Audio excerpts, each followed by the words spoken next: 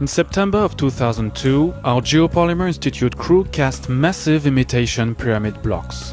Or perhaps we should say genuine pyramid blocks. We used the same kind of earthen ingredients available to the ancient Egyptians 4,500 years ago. These massive blocks have the same chemical makeup and appearance as blocks of the Great Pyramid. The limestone we used consists of fossil shells called nummulites, like those in the Giza bedrock. Like in Giza, our French limestone is so loosely bound it doesn't require crushing. But unlike in Giza, it contains no kaolin clay. We heap the cement additives, lime, natron and kaolin clay, near the limestone. The two components will react in the water and build in situ geological glue, which will then yield the hard geopolymeric rock agglomerated limestone. We start making the cement by mixing sodium carbonate, found in Egyptian natron, and lime in 500 liters of water. We then add the kaolin, inherent to Giza limestone, and stir the mix with a wooden tool. We dump 1 ton of limestone rubble into the basin and mix it with the cement. Several days later, water has evaporated from the basin, so we remove the disaggregated limestone for making the block. Inspecting the mixture, 95% limestone aggregates and only 5% rock-making binder.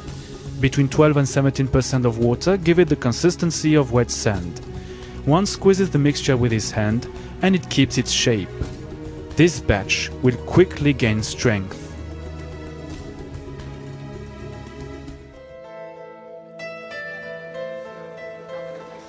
We do all of the work manually, forming a human chain carrying buckets from the mixing area to the mold.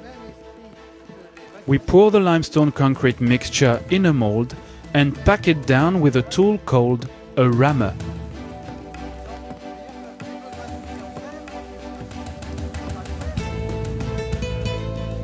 Compacting the material requires little effort.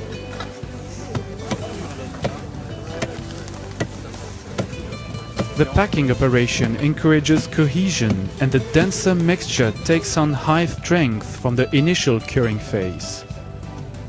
When the climate is warm and beautiful, our crew rapidly produces a re-agglomerated limestone that proved strong, dense and true to the plant's size and shape. The mold consists of small wooden boards, which can be reused many times for making other blocks. In this ideal weather, the whole process runs smoothly and is very simple. We remove the mold 4 hours later. The synthetic limestone looks like a natural stone. We observe no trace of wood grain. 4 blocks have already been made. Joseph Davidovits presents them.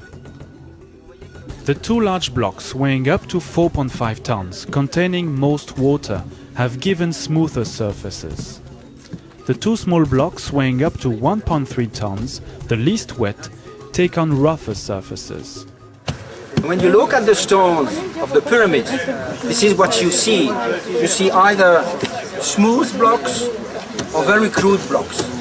And we have replicated all these surfaces just by varying the amount of water, which depends on the climate, which depends on the weather. Joints between blocks are also perfect.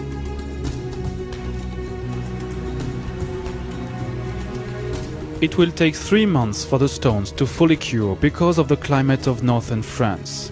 In 4,000 years, will future archaeologists insist that our imitation pyramid stones are natural limestone?